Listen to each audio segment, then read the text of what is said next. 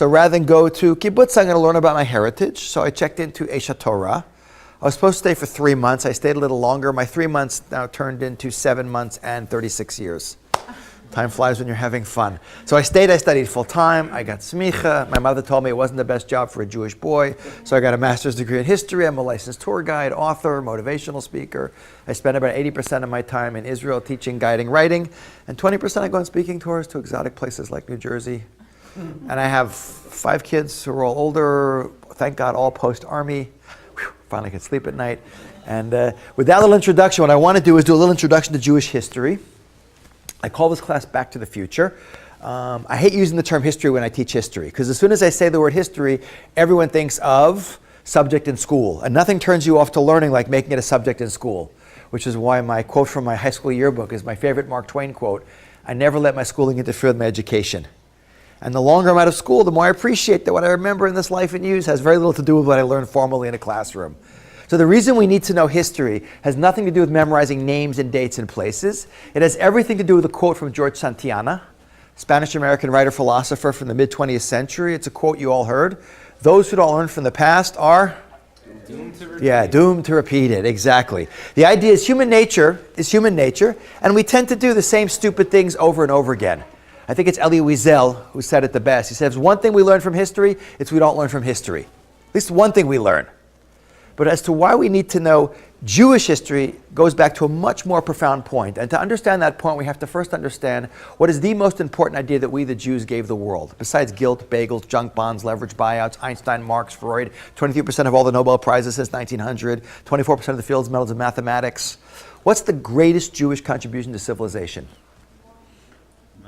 One God, brought to you by the Jewish people. Oh, I like that ring. One God, brought to you by the Jewish people. One God and one absolute standard of morality, totally transformative idea. The first book I wrote, actually I can have some, I'm doing an infomercial.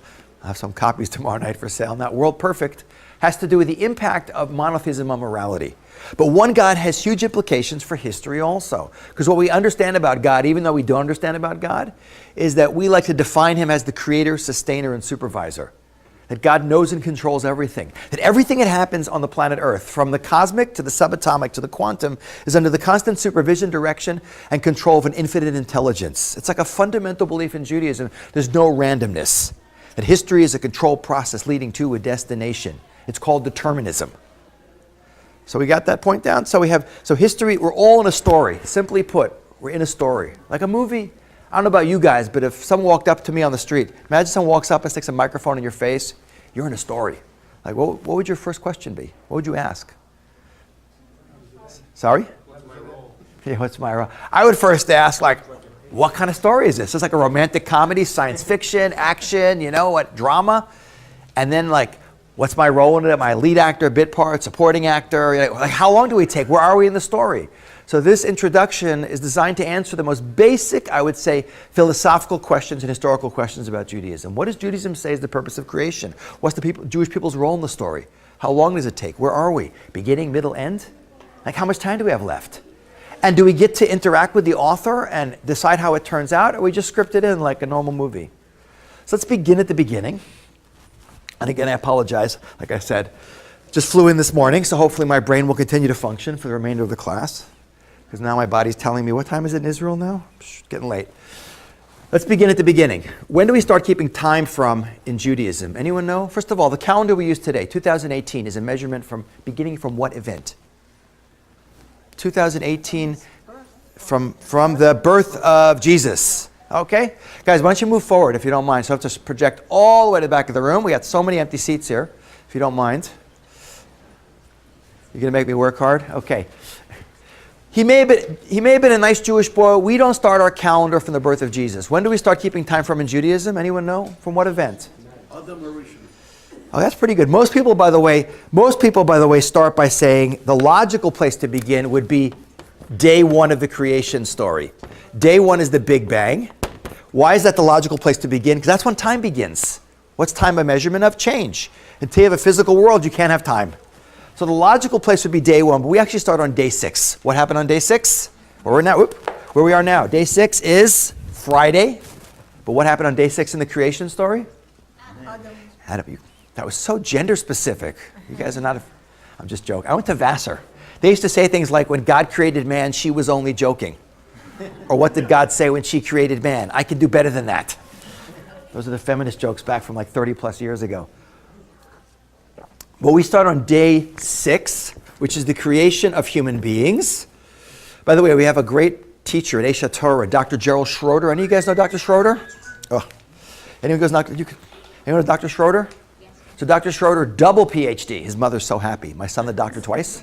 Double PhD in nuclear physics and oceanography. He's written 4 books on science and Torah. He does a wonderful job of crunching like 13.5 billion years down into 5 days. And it fits beautifully, by the way. And we had the science before science had the science. But that's not my topic. But day 6, creation of human beings. What's the lesson we learn from the fact that we start from day 6 and not day 1, which seems to be a more logical place to begin? I always use the Hollywood movie director to explain this point. A big Hollywood movie director like Quentin Tarantino, the Coen brothers, Steven Spielberg, they don't wake up in the morning, get on the phone and say, hey guys, grab some equipment. We're shooting a major blockbuster motion picture today. Before you start actually filming a movie, what do you got to do? Script, casting, scenery, special effects, makeup, lighting, all that huge pre-production work you got to do. God, the ultimate producer-director, takes a lot of time to do pre-production. But when does the director say action with the clapboard and you start to film the movie? When who comes on the set? The actors. So just like we don't start a movie till the actors show up, we don't start our story, the ultimate story, till we show up. And just like in a movie, when the actors finally show up on the set, like who was the highest paid actor last year in Hollywood? 2017 it was Mark Wahlberg. The year before it was Dwayne The Rock. He doesn't even act, he just looks muscular. Last highest paid female actress last year was Hermione. Yes? Emma Watson. And the year before? Hunger Games. Which is testing your Hollywood trivia. Yeah, exactly. These people make, the A-list actors and actresses, they make a lot of money. They make millions of dollars per movie. They don't show up the first day of filming. The director says action, and they're like, what? I got lines? I'm supposed to do something? What have they been spending months doing? Getting into their part. Getting into their lines. So too, we got lines. What are our lines? What's the question I'm really asking? It's the biggest question there is. The biggest question there is. Sorry? What's our like? Why are we here? What's the meaning of life? I ask this question to thousands of people. Usually most of my students are much, they're like 20-year-olds. I always tell them, guys, you want to ask this question now. This is not the question you want to be asking on your deathbed. I have this great cartoon in my office with a guy sitting at his workstation and death, the Grim Reaper standing in the doorway. And he says, I'm really glad you're here because without a deadline, I'd never get anything done. But I ask this question to thousands of people a year. Most people look back at me completely blank stare. The biggest question there is, and most people actually go through their lives without really confronting it. When I ask religious Jews that question, almost all of them give me one of 2 answers. What do you think they tell me? We are here to serve God. Are we here to? Yeah, learn Torah and do the mitzvot. So first of all, Torah and mitzvot, obviously, super important, but there are means to an ends. By the way, that's a huge point. I firmly believe most of the religious world doesn't even get that point. There are means to an ends. And serving God is a figure of speech, but it's not possible because he's infinite. You can't do anything for infinity. Like, who's the richest guy in the world today? I think it's Jeff Bezos. I think it's Jeff. He used to go back and forth with Bill Gates, but I think Bezos beat him out and Amazon just taking over everything. But if he's having financial trouble, can you help him? If you can, I want to get to know you much, much better. No, God is infinitely wealthy. You can't give anything to God. He can give us anything and everything. We can only take from him. Now, for every relationship we have with God that is incomprehensible on a certain level, there's a human relationship that gives us a taste of that. So what does that sound like, where one side can only give, the other side can only take, besides your relationship with the IRS? More specific, you're right. But no, more specific than that, because everyone is someone's child.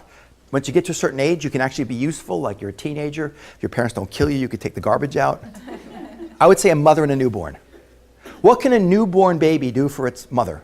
Isn't it amazing how easy it was to impress your mother when you were like a day old? You drooled, she got excited. I always tell my students, come back, go home after a semester here and say to your parents, look, Mom, she won't be impressed. It's a completely lopsided relationship. Judaism says the purpose of creation is, and I'm getting this for those of you who know a little more depth, this is from the Ramchal. Mesilat Yesharim. So the purpose of creation is pleasure. By the way, when I say that to a bunch of Jews, they're like, no, you got the wrong religion. Judaism is not about pleasure. Judaism is about neuroses, like what I can eat, what I can't eat, what I can do on Friday night, what I can't do on Friday night. That's because we're confused. We think the opposite of pain is pleasure. The opposite of pain is no pain, which is comfort. Like a guy in the hospital, God forbid, after a big car accident, and he's on morphine. He was in a lot of pain. The doctor walks in and says, "Are you in pain?" He goes, "No, I'm in pleasure." And he goes, "No, I'm comfortable. It doesn't hurt anymore. I'm comfortable." By the way, this is a short version of a class by Rosh Hashiva, Rav Noach Weinberg Zatzal. You should all go to aish.com and do the class, the 5 levels of pleasure. It's like being a human being 101 class. So the opposite of pain is no pain, which is comfort. Pain and pleasure actually go together. Don't worry, it's not a class on sadomasochism. Pain and pleasure go together like we say in sports. No pain, no gain. The more you work for something, the more meaningful it is, which is why like winning your Little League championship when you're 12 years old is not like winning the World Series, especially if you're a Chicago Cubs fan, because it only happens once every 100 years. Now seriously, there's different levels of pleasure, like the Richter scale, or like flying. Like I just flew in this morning on El Al cattle class. The planes are like so old, I think Moses flew on one of them. You got your knee in your nose, the guy's seat in your head, it's like ridiculous. Versus like business or economy plus, and then you got business and first class, and every level is just so much better than the level below it. Judaism says the lowest level pleasure is physical pleasure. One level up, anyone know the class? Is love. A lot more work and a lot greater pleasure. I'm skipping level 3 and level 2. I just want to get to level 1 because we need it for the class, but you got to go back and do the class properly. Judaism says that the highest level pleasure, and really the purpose of creation is one thing and one thing only, which is dvekut, or dvekis as we say in Yeshivish Ashkenazis. What is dvekut? Connection to God. That 1 minute of your soul's infinite direct connection with the infinite light that is God, without all the illusion of this physical world, is greater than lifetimes of lower level pleasures. In the Garden of Eden, which we always see, since they didn't have a smartphone back then, where do you see pictures of the Garden of Eden from? Renaissance Christian artists. It's always Adam and Eve, without any clothes, running through some forest with a snake, a tree, and what's hanging from the tree? Apple. There's no apple in Jewish sources, by the way. Grapes, figs, I think the Apple lobby got in there to boost Apple sales. But a Garden of Eden is not like some Club Med vacation place. The Garden of Eden is comparable to or synonymous with the perfect level of existence, like being in a 20-star hotel where every single thing is taken care of. Nothing to deal with. No carpool, no deadline at work, no shopping, no cooking, no cleaning, no smartphone beeping and buzzing and making us all ADD because it knows everything and we know nothing. All of that, no distractions. 100% free to use 100% of our time and our energy to accomplish what our soul really wants in the highest level, which is transcendence, to have that relationship. Like why eat ice cream when you can have transcendence?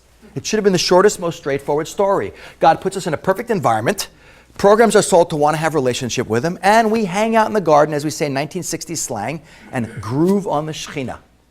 And the story's over, and the Torah is 1 Torah portion long. But something obviously went really wrong. Think about it. According to the pain is the pleasure, and the highest level pleasure is relationship with God. What's the hardest thing to build and maintain in this world? Relationship with God. Everyone wants it. I'm not saying just Jews. Everyone wants it, but no one wants to work for it. Which is why, by the way, wherever you look in this world, at any period of time, in any place, there's always religion. And it's not because, I hate when people say this, because primitive people didn't have science, they needed religion to explain the unexplainable, now we don't need it. Nonsense. It's the deepest yearning of every human soul to want transcendence and connection, but no one wants to work for it. It's like saying, I want to look great. I want to be ripped, have 8-pack abs. I don't want to diet and exercise. I'm going to eat junk food and play on my phone all day and buy that electro thing with the battery pack you put in your pocket that vibrates your stomach muscles. Someone must buy that because they see it for sale in all these men's magazines. Okay, guys, by the way, dieting doesn't work. What's the recidivism rate in dieting? Like, 100 people lose weight in dieting. How many are going to gain it back? 95. Because anyone who does this right knows it's permanent lifestyle changes. Lifetime of struggle to build and maintain a relationship with God. Okay, we already did the parent and the mother and baby analogy. Which human relationship sounds like that? Lifetime of struggle, build and maintain, sounds like?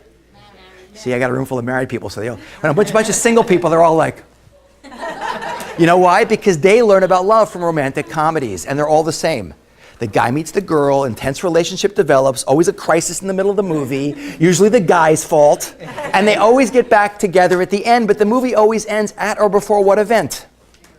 The wedding, because then they lived happily ever after. Whereas anyone married knows the real fun begins after you say, I do. And you're stuck with that person, and you really got to work, exactly.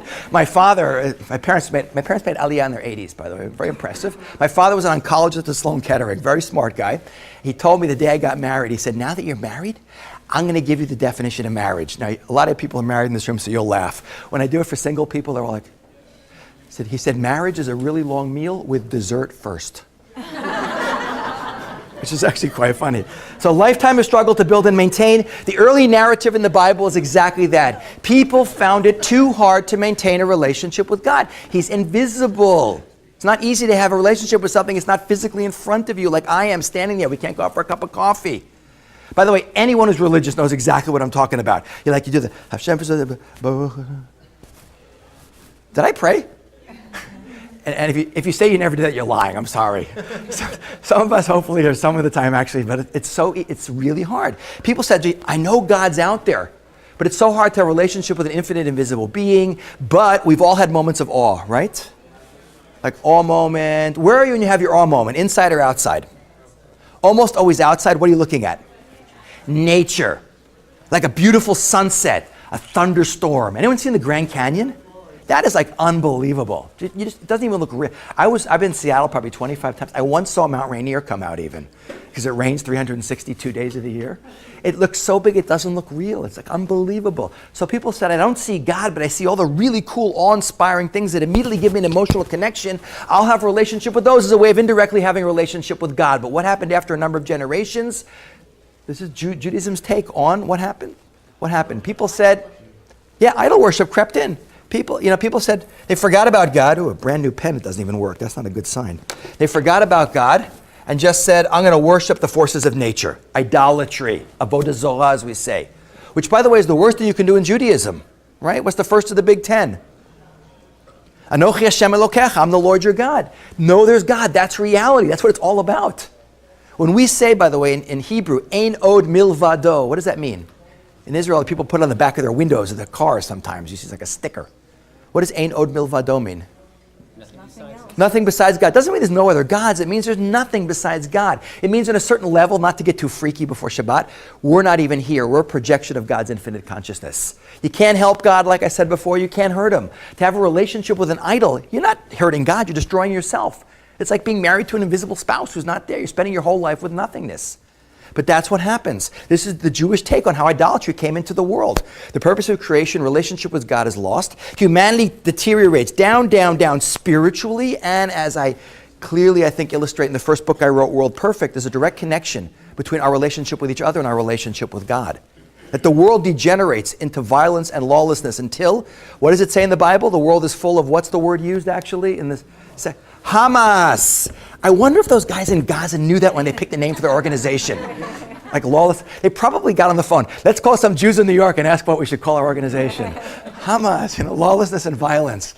In the middle, God tries to salvage it with that Noah's Ark story, the flood, right? Which a lot of us learned as a cute little fairy tale, Little Red Riding Hood, Snow White, and Noah's Ark. We have these big questions like, how did Noah know a male mosquito from a female mosquito? How to get a rhinoceros on the ark? I've been to Africa a lot of times. I've seen these things live. I would not want to push them onto anything. But it's a really, really heavy story. God says, use the world correctly or lose it. He wipes out the whole world, sparing, this is all stuff one guy, Noah, and his family, hoping they'll do what? Right, get the world back to repopulate the world with people, have a relationship with God. Back to the purpose of creation. Is Noah successful? No. He is righteous enough to save himself, but not proactive enough to get the world back on target. So the world continues to decline until it bottoms out at the Tower of Babel story. What's the plot of the Tower of Babel story? Humanity unites, but for all the wrong reasons. What do we call that today? General Assembly of the United Nations.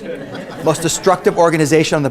By the way, Dory Gold, former Israeli ambassador, he wrote a book called Tower of Babel, Babel with B-A-B-B-L-E, about how the UN does so much damage in the world. We're big fans of the UN in Israel. But back then, what did they unite to do? Rebel against God. And God's thinking, I give up. I tried with Adam, I tried with Noah. You heard of the Big Bang, not the TV show, the actual theory? What's the reverse? You ever heard of the Big Crunch theory? It's a real theory in science which is no longer really accepted. Anyway, the idea is that the gravitational attraction of the collective mass of the universe overcomes the energy of expansion. So the universe stops expanding and collapses down into a point of nothingness called singularity and disappears. It's like the ultimate black hole nuke the universe theory. So God's thinking, I give up, forget it. We'll nuke the universe, try again, and maybe next round we'll do it right. But then along comes one human being, and this is an amazing story. The ability of one person to change the whole course of human history. I think this particular person is the greatest intellectual and idealist of all time. Who am I talking about? Abraham. Abraham Avinu. Abraham, our father, who, by the way, is born in the year 1948 from creation. I think that's really cool. Because I was born 1948 Christian calendar year, the Jewish state. And Abraham comes from a place called Ur of the Chaldees, Ur Kasdim. Where is Ur today, by the way? Where are we all from originally? Iraq, very good. We all know where Iraq is. You know, Ambrose Bierce, who wrote during the American Civil War, he has one of my favorite quotes. He said, war is God's way of teaching Americans geography. So out of Iraq, almost 4,000 years ago, comes one man who's great for two reasons. A, in a world that has totally lost connection with God, Abraham is a radically transformative, free-thinking guy. He's able to think outside the box and reconnect to a completely counterintuitive idea of an infinite creator of the universe. But imagine being the only person in the world to believe in a radically transformative idea which no one else could accept and most people will kill you for even saying. How many of us would have the chutzpah? That word is so Jewish, by the way. Most non-Jews can't even say it. They can't say tuchas, by the way, or simcha either, I've noticed. But how many of the chutzpah? What's chutzpah mean, by the way? Gall, audacity, gumption, spunk. You know, to even, I would say arrogance, I don't think it's arrogance, but the nerve to even whisper to our best friends. That's the greatness of Abraham. He says, I don't care what anyone thinks. I choose to live, and if necessary, to die for the reality of God. Now, by the way, Abraham knew a lot better than we know. You don't live for God, like I said before. You don't die for God. You don't do anything for God. But without relationship with him, we're doomed. We're going to eat each other alive. So he dedicates himself to a unique mission, which becomes the national historic mission of the Jewish people from his day until today, which is what? This is the chosen people thing. It's amazing how few Jews can articulate correctly the chosen people thing. You know, the non-Jewish world even made up a little nasty rhyme. How odd of God to choose the Jews. Like, pick someone people like with a good PR team that's popular. So how do we answer that back? So when we're feeling really politically incorrect after 2,000 years of anti-Semitism, we'll say, how odd of God to choose the Jews. It wasn't so odd, the Goyim annoyed him. That's not the answer. No, it wasn't so odd, the Jews chose God. Abraham says to God, God, I choose you. I choose to dedicate my life and life of my descendants to one mission, to teaching the world about the reality of you and the values that come from relationship with you. And God says back to Abraham, you're choosing me, Abraham? I choose you back, you and your descendants, us the Jewish people. Guys, what are we chosen for? It's not privilege. It might be a privilege to be Jewish, but we're not chosen for privilege. We're chosen for responsibility. What's the responsibility? The term we love to use in the Jewish world, overuse and often misuse, is tikkun olam. How do we translate that? Tikkun olam. Repair the world, fix the world. How's that for a cause? A little bigger than save the whales? By the way, the real job of being Jewish is actually Kiddush Hashem. We're the God squad, to live and act in a way that inspires other people. They look at us and they say, what's this guy's secret? But so our job is to be the nation whose job it is to bring humanity, to live and act in a way that inspires the world, to get the world back on target and bring humanity back to that relationship with God. That is the national historic mission of the Jewish people until today. Okay over there? Okay. So guys, now we have a big plot rewrite. The original plot was supposed to be humanity hangs out in the garden building a relationship with God, but they fumbled the ball. I can use an American football analogy. I was once teaching some English people and they're like, fumble the ball? What's that? They asked, an English person once asked me, he said, why do they call it football? No one's foot's touching the ball. Which is actually quite funny. But then ask a British person to explain cricket. As far as I could tell, one guy runs back and forth for 5 days and everyone else drinks beer. But humanity fumbles the ball. Abraham picks it up and runs with it. So the plot of not just Jewish history, but all of human history is humanity returns to God, Jewish people lead the way. This point is huge, by the way. When I'm teaching in Jerusalem, my students, I say, guys, this is one of the most basic points you got to get into your head because it changes your whole perspective. Not just Jewish history, but all of human history. And I tell my students, and it's a good lesson for all of us, that we have to learn to look at the world with Jewish lenses and Jewish software. Now, I don't know when you guys went to school, what you learned in school. I went to public school, like I said, I wasn't raised religious. I'm FFA from Aish. as opposed to FFB or BT, Balchuva, or Born Religious. But I learned, when I went to school, which was ages ago, the history we learned was the history of the dead white guys of Europe. It was all about Greece and Rome and Alexander and Napoleon and World War I and World War II and the French Revolution. But besides being very Eurocentric, it was basically the history of what? Power. Well, for sure Christianity, but power. Now, power is like the loud noise that distracts us and gets our attention, like sitting in a restaurant, the waiter drops a tray, everyone looks, and if it's in Israel, they all say Mazel Tov. It's quite funny. Yes. But the real plot is something that is much more subtle, and it runs through and connects everything. And I tell my students, if you can learn to look at history with Jewish lenses and Jewish software, it's like looking at a different wavelength of the electromagnetic spectrum. Remember that with physics? Visible light is only a little bit of the spectrum. What else is on the spectrum? Gamma ray, ultraviolet, infrared, X-ray. You look at the world with infrared glasses, it looks very, very different. And all the seemingly disconnected events start to fit together and make sense. It's a huge point. And we see that it all fits together. There's no accidents, and that the same infinite intelligence that put laws into science, like this kind of thing. What am I demonstrating? Which law is this I'm demonstrating? Oops, Sir Isaac Newton. By the way before you took physics, you learned about gravity. Where? Like when you tried to stand up when you were a toddler, when you dropped food off the high chair, when you rolled off your mother's bed. But even before you learned it formally, you knew these rules, cause, effect, and that's how you survive in this world. Imagine if every time you walked out your door, you randomly flew in a different direction. None of us would live very long. So when it comes to science, we know there's cause and effect. When it comes to history, I don't know what's going to happen. Guys, the same infinite intelligence that put laws into science put laws into history. It's a completely different way of looking at the world, both in terms of the plot and in terms of the ability to understand that our actions, especially collectively, can impact the outcome, just like in gravity. So humanity returns to God, Jewish people lead the way, becomes the plot of the entire story, not just Jewish history. Now, I asked this years ago in a classroom, and a guy said, wait, Rabbi, time out. He said, Rabbi, how many people are in the world? What's the world's population today? 7.4 billion. He said, Rabbi, how many Jews are in the world? Now, by the way, I fly a lot on airplanes, even not just including El Al, but a lot in America, and it really stinks nowadays with TSA and everything. But if I can get people to talk to me, I always ask them, it's not the first thing I ask them, like, how many Jews do you think there are in the world? Hi, my name's Ken Spiro. How many Jews do you think there are in the world? Like, get away from me, you weirdo. Now, it's amazing the numbers they give me. Usually 100 to 1,000 times higher than there really are. I have had at least 30 people tell me there's as many Jews in the world as Chinese, and half of them were Chinese. A guy once told me everyone in Hollywood is a Jew who has got his nose done and changed his name. I said, you're pretty anti-Semitic, but 50% correct. Although I say, since I found out that Scarlett Johansson is Jewish, I know anything is possible. Now, if we can get her to come to one of these conferences, you know how many people would show up? It'd be awesome. Yes, she is. She really is. Actually, we have two more. Now we have DC and Marvel Comics. We've got Gal Gadot and Scarlett Johansson. Come on, Jews do control the world. It's unbelievable. But seriously, why do people think there's so many more Jews in the world than there really are? Because we're always in the news. Yeah, we're scattered everywhere and crazy disproportionately impactful, and we tend to be kind of loud. But how many Jews are really in the world? The guy said, Rabbi, how many people in the world? 7.4 billion. He said, Rabbi, how many Jews are in the world? What's the world's real Jewish population? About 14 or so million. He said, Rabbi, what percentage of the world is Jewish? I said, 0.2% of the world is Jewish. He said, Rabbi, you're telling me Jews aren't even 1% of the human race, but the plot of human history is humanity returns to God, Jewish people lead the way? Aren't you being a little arrogant and egocentric here?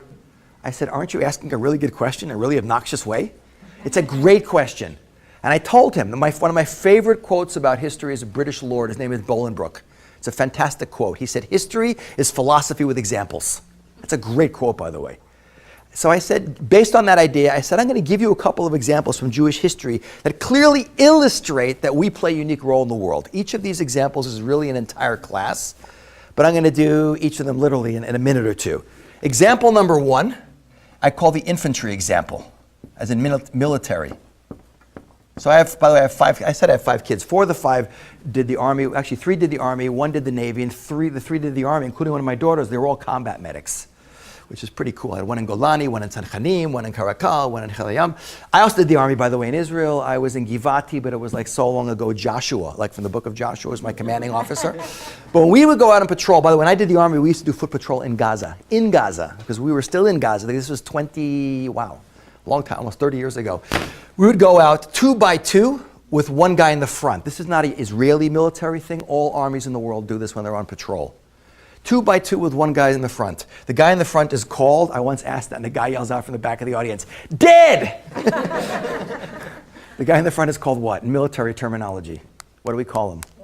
Point man. The point man. A position of unique responsibility, but a position of tremendous danger. Because he's the first guy there. If you're going to step into the minefield or walk into an ambush, who's going to get it first? Point man. When humanity fumbled the ball and Abraham picked it up, we became the point nation of history. And I hate to do it as a huge class in a minute, but this point is tremendous, because what I'm telling you now from the Jewish perspective is the one true cause of all anti-Semitism. I'm sure you've all studied the topic, why we're hated. Forget all those excuses. We hate the Jews because they kidnap Christian babies, use their blood to bake matzah. We poison wells. We're in league with the devil. We control the world's economy, seismic activity, solar flags. We trigger tsunamis in Southeast Asia to drown Indonesia with tidal waves. Release sharks into the Red Sea to destroy Egyptian tourism. Send vultures to spy on Saudi Arabia and Turkey. Release wild pigs into Palestinian territory to eat their crops and terrorize their population. We steal the cloud cover from Iran. Yes. By the way, some of these things were said a month ago, some of these things were said 1,000 years ago. None of them have anything to do with reality. The one true cause of anti-Semitism is we have a unique role to play in the world. We are out in front. And when evil comes into this world and you contest it like gravity, we will be the first target. You can literally tell how a country is doing in terms of human rights and democracy by how it treats its Jews. Because it starts with us and then it just spreads to everyone else. And George Gilder, in his book, The Israel Test, he says the same thing. And he's not even Jewish. He says, just as Jews within a country are the canary in the coal mine, the litmus test of morality, he said, Israel is the Jew amongst the nations as a state. Show me what a country thinks of Israel. I'll tell you all about their democracy and human rights. You think it's an accident the most dangerous rogue states in the world, like North Korea, Iran, Venezuela, hate Israel? When evil comes into the world, it targets us first because we have even subconscious, by the way, even though most of the people do believe these stupid things about us, but the ultimate, even subconscious reason is that we have this different level of responsibility. The other example that I gave this guy to show we play a unique role in the world, let's go back to the Hollywood movie analogy. In a Hollywood movie, we talked about that before a little bit, the actors in a movie are stacked like in a pyramid. At the top of the pyramid are the smallest number of actors, but they're at the top. Which actors are those? Those are the A-list actors, like the ultimate A-list couple, who's still not divorced yet, by the way. They're still doing this. Is whom? Brad Pitt and Angelina Jolie. That's like real A-list. But who comes below the lead actors? Sorry? The supporting actors. Then you have what? Then you have the bit parts, and then you have the walk-ons or the extras, as they're called. Like the guys walking in the street seat or sitting in the restaurant that don't have any lines. There's no one on the set of a movie that's not there for a reason, even if it's a bit part. There's no one on the planet Earth who's not here for a reason. Every human being serves a purpose. My aunt has that in her refrigerator. You ever notice the refrigerator is the smartest appliance in your house? Like all the important things are on there? She has a great sign. It says, every human being serves a purpose. And little letters underneath it says, even if it's just as a really bad example. But to be the A-list in Hollywood is pretty cool. To be like, any of these people, like, Mark Wahlberg or Dwayne The Rock or whoever. It's great. You get a lot of money. People love you. What's the one downside of being that famous?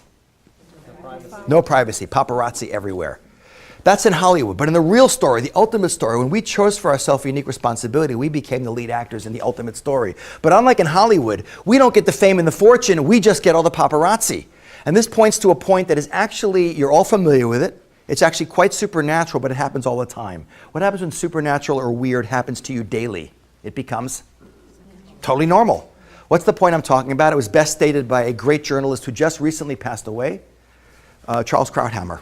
He had a great quote. Jews is news. And since good news is no news and only bad news makes news, when a Jew is perceived to do something wrong, even when he hasn't, or the Jewish state, come on, the Jewish Israel, like little teeny island of democracy, free market, open, capitalist, developed, tolerant, multicultural state, surrounded by 22 states of the Arab League with no human rights, no democracy, no industrialization, yet no one seems to care what they do and the world goes nuts on Israel. When I made fun of the UN before, it wasn't without justification. The useless nations, by the way, last year had 27 condemnations they passed between the General Assembly and Security Council and Human Rights Commission. 27 condemnations, 6 for the whole world and 21 against Israel. And the year before it was 26, and it was 5 for the whole world and 21 against Israel. The double standard is crazy. The French are telling us how to behave. Yeah. You know, we used to say in New York, Statue of Liberty had both hands up when it left Paris. Give me a break. How many French does it take to defend Paris? Actually, we don't know. It's never been tried. Anyway, boo. Okay. But seriously, guys, it drives us nuts. But if what I'm saying is true, this is the way it has to be. We will never be treated like anyone else because on a deep subconscious level, the world is aware. You Jews, you Jewish state, like it says in Hebrew National, the not quite kosher meat, we have to answer to a higher authority. Being Jewish might not be comfortable, but it's always meaningful, and the world is always going to remind us that we have to answer to a higher authority. So these two examples illustrate clearly we have a unique role to play in the story. So we've answered the first big question. Purpose of creation is relationship with God. Humanity blows it. Along comes Abraham and chooses for himself and for us this unique responsibility. The new plot of not just Jewish history, but all of human history is humanity returns to God. Jewish people lead the way. And in the few minutes we have left, though, we have to deal with the other huge question. How long does that story take? So several places in the Talmud it says, for 6,000 years the world was created. Which doesn't mean from the Big Bang to the end of time is 6,000 years. It means from the end of day 6, and that day 6 could be one very long day if you ask Dr. Schroeder. From the end of day 6 to the end of normative history is a maximum of 6,000 years. Where does the 6 come from in 6,000 besides the number of times at a wedding, bar mitzvah, or Project Inspire conference you go up to the buffet table before going for dessert? What is it? Where's the 6 come from in the 6,000? Yeah, 6 days of creation, exactly. 6 days of creation. And we know that Jewish weeks begin on what day of the week? Sunday, which in Israel we don't use the pagan god names like Sunday and Thursday. By the way, who's 2 and Tuesday? One day you're going to be in a game show, like $10 million grand prize. Who is 2 named after? Now, if you get this right because of me, I want like 20%. How do I know this? Besides, I love trivia. I had a guy in my class in Israel like 4 years ago. Big, huge Danish guy. Blonde-haired, blue-eyed, claimed he was Jewish. Named 2. I said, 2, like the day of the week? Who are you named after? He said, 2 is the Norse god of war. He's like Mars for the Vikings. I said, that's pretty cool, but couldn't your parents give you a nice Jewish name like David? You have a brother named Wed? Anyway. But we don't use the pagan god names. We say Yom Rishon, first day. Sheni, Shlishi, Chamishi, Shishi. We're counting first, second, third, fourth, fifth, sixth, right? And we get to Friday night at sunset, a few hours from now. What do we get to? We don't call it Yom Shvi'i. The 7th day we call it Shabbat. Why do we call it Shabbat and not Yom Shvi'i? Because Shabbat has a different energy.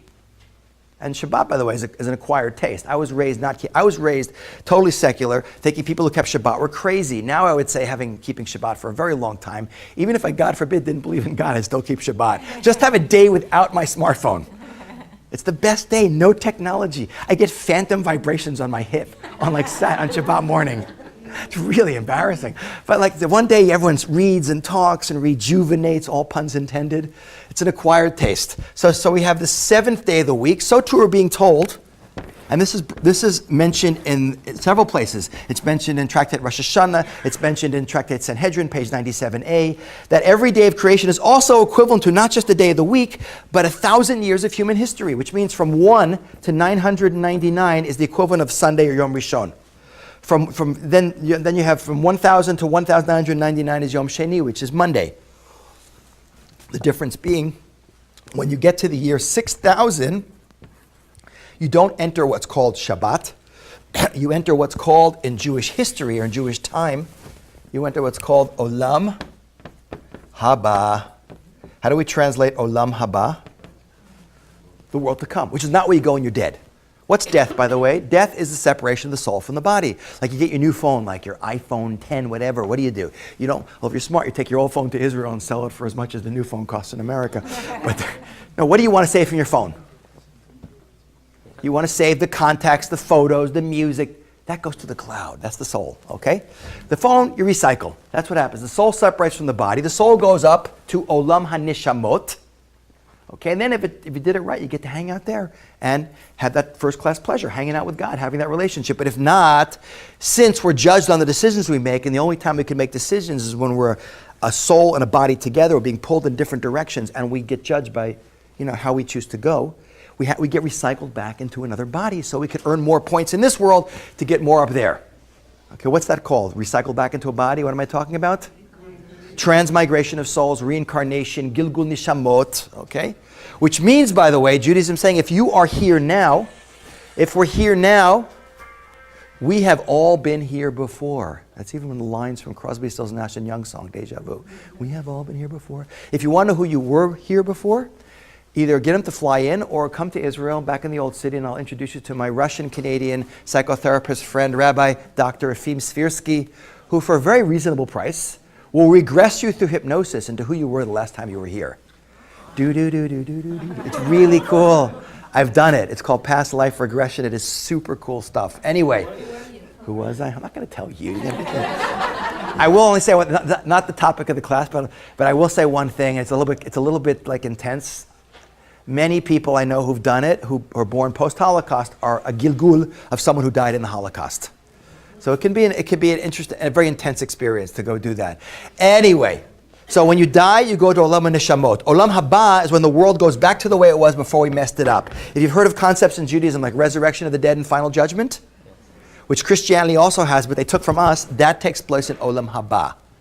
Before we get to Olam Haba, we have a transitional period, Judaism says. Like just before you get into Shabbat, like we're going to have in a few hours. Before, from the time the sun goes down to the stars come out is twilight. What's the ceremony we do then? Kabbalat Shabbat. You got to ease your way into it. What's the Kabbalat Shabbat of human history then, in terms of the historical cycle? It's called the Messianic era, the M.E., the era of the Messiah. It's amazing, by the way, how many Jews think Messiah is not even a Jewish concept.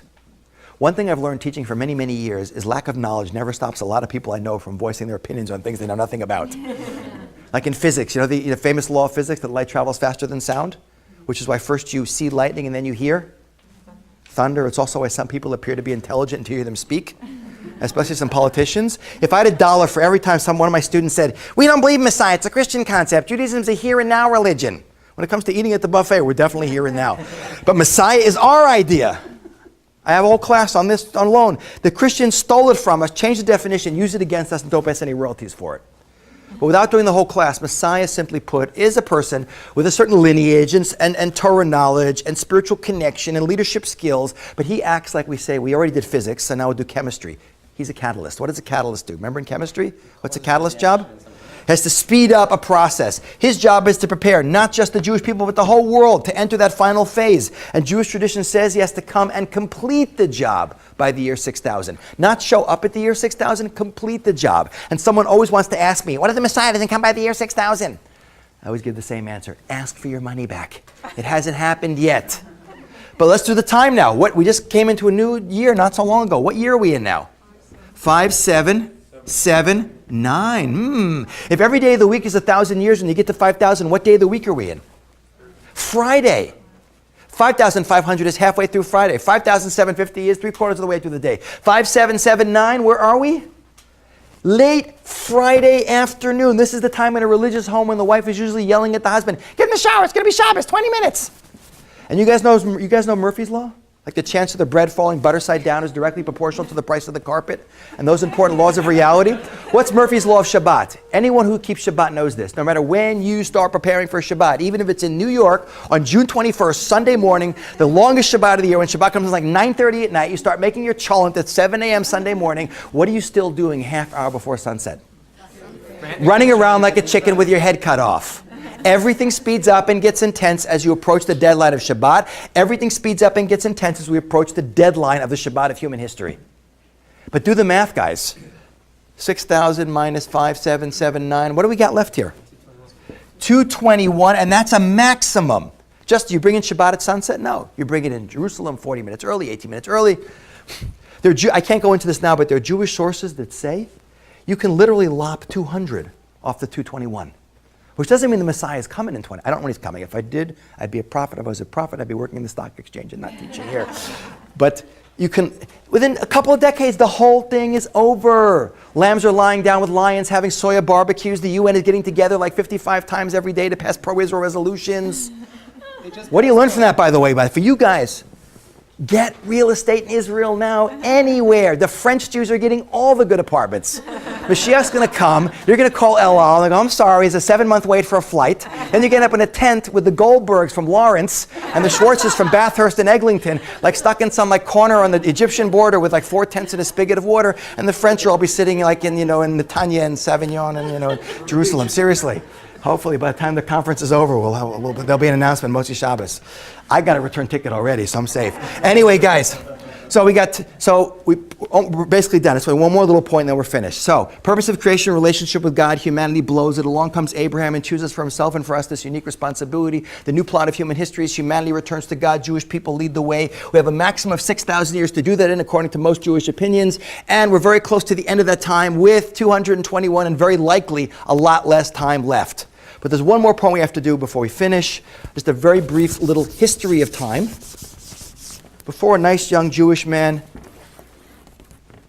a little over 100 years ago, in his spare time working in a Swiss patent office, came up with the theory that changed our whole understanding of reality. Who am I talking about? Albert Einstein, which is the worst Jewish name to have, by the way. Einstein and Rothschild. I've had both of them in my class. Like, what if Einstein is stupid and Rothschild is poor? But seriously, they have... So before Einstein came along, the whole world believed in the Greek Aristotelian view of time, including people like Sir Isaac Newton, that time, like a treadmill, goes around and around and around and has no beginning and no end. But not only that, in the ancient world, and I'm going to do a class on this tomorrow, on Judaism, paganism, multiculturalism, you believed the world was full of a bunch of gods who were just like you and I, except for 2 things. What did the gods have that we didn't have? Superhuman and immortal. If you forgot your mythology, just think of the X-Men. Same thing. Okay? Superhuman, immortal. But they cynically used and abused you. Your decisions didn't matter. The whole subplot of all Greek tragedy, like Euripides, is the futility of fighting against your fate. It's like swimming upstream. What happens? You eventually just get exhausted and you drown. So the basic worldview, literally for thousands of years, was the story doesn't end, your decisions don't matter. Is that a positive or negative way of looking at the world? Negative. Is it empowering or unempowering? Totally unempowering. Let's give the guy a sad face. Okay, into this world appears us, the Jewish people, and we have been, for thousands of years, telling the whole human race that they are wrong, which is why we have been so beloved throughout human history. That was sarcasm. Our view of time looks like Slinky. Remember Slinky? Okay, they have a Slinky out for iPhones yet? We believe that time is cyclic, but it's not static. And by the way, and this works for all levels of history, and there's multiple levels of history. There's our personal history, the history of the Jewish people, the history of the human race. On a personal level, we get the point that we're all different like snowflakes. That God recycles us through challenges. No one has the same challenge as anyone else here. And if you don't get it right, you get stuck dealing with the same issues throughout your life. Like you have really bad temper and anger issues as a toddler. Toddlers are not known for their patience, but you're really bad. You're going to have the same issues as a young adult and as a teenager and as a young, and as middle age. You're going to die with the same juvenile attitude towards anger and impatience. God, by the way, is an amazing coach. If you can high jump 5 feet, what's your coach going to do? It's going to raise the bar. It's the essential nature of being human to deal with progressively greater challenges. Our whole life is like a to-do list. I have one of these programs on my phone where you add things on the bottom, you check them off the top. But hopefully the last thing we check off on the list before we check out of this world is at a little bit higher level than we started out with. Like we started out with big accomplishments like drooled-filled diaper. Then we got to like dry at night, learn to walk. But hopefully we ended with married, had meaningful relationships, brought beautiful children into the world, ran a successful business, started a really great charity, won a Nobel Prize, won gold in the Olympics. Not too likely if you're Jewish. Remember that joke, what's the sign of maturity in a Jewish boy when he recognizes statistically he's got a far greater chance of owning a professional sports team than ever actually playing on one? But on a personal level, we get this, but this is how it works for the Jewish people and the human race. That we will collectively get recycled through challenges, and we're not going to get to move forward. We're going to get stuck unless we get it right. Just like that great 1990s movie, Groundhog's Day. Who's seen the movie Groundhog's Day? It's a great movie where this guy just gets stuck in Puxatawney, Pennsylvania on February 2nd, this obnoxious weatherman. And every morning he wakes up, it's the same day over and over again, and only he's aware of it. When does he finally get to February 3rd in the movie? When he gets it right. But that's what's going to happen to us also. We're going to get stuck for 6 years, 600 years, 6,000 years, making the same stupid mistakes over and over and over again. But guys, is the only way to get to the end of the story, like in the movie, 2 steps forward, 1 step back, trial and error, hit, miss, or is there a way of short-circuiting this whole process and getting the entire, not just the Jewish people, but the whole human race to the end of that story quickly and painlessly? And the answer is yes. There is. In this game, we're allowed to cheat. Nachmanides, the great medieval Jewish scholar, in his commentary in the book of Genesis, he has a great line. He says, Maseh avot siman labanim. Who can translate that? Maseh avot siman labanim. The actions of the fathers are assigned to the children. That which happens in the beginning of the story is the revealed pattern for everything that comes later. If you want to understand who we are, guys, just look at our ancestors. That's what the book of Genesis is all about. You want to know who we are? Look at Abraham. He's us. His drive is our drive. Look at Joseph and his brothers and the rivalry and the jealousy. That's the Jewish people until today. Look at Isaac and the Philistines or the Jews in Egypt. That's the whole paradigm for the crazy roller coaster relationship we have with the non-Jewish world.